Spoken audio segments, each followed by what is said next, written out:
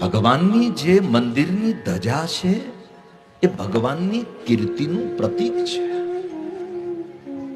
જી હા, તમે મંદિરના દર્શન કરવા માટે જાઓ, દેવના દર્શન કરવા માટે જાઓ, દેવના દર્શન કરો, મંદિરના દર્શન કરો, પણ જો તમે ધજાના દર્શન ન કરો ને તો તમને જોઈ એટલું પુણ્ય મળે નહીં, પૂરેપૂરું પુણ્ય મળે નહીં. ધજાના દર્શન કરવા પડે. શું કામ?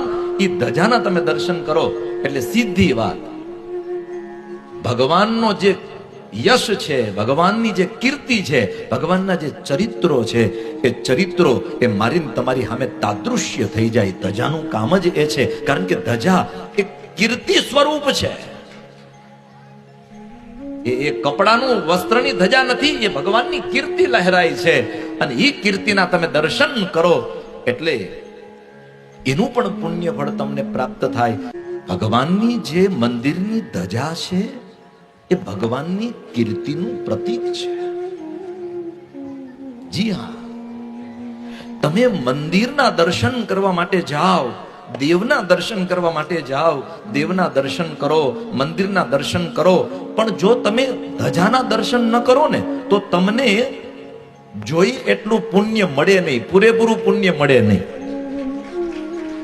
ધજાના દર્શન કરવા પડે. શું કામ?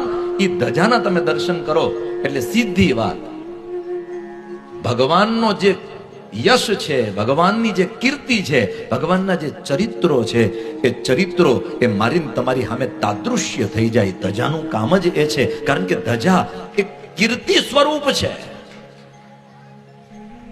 એ કપડાનું વસ્ત્રની ધજા નથી, એ ભગવાનની કીર્તિ લહેરાય છે.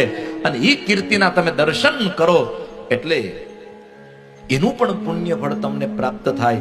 ભગવાનની જે મંદિરની ધજા છે એ ભગવાનની કીર્તિનું પ્રતીક છે.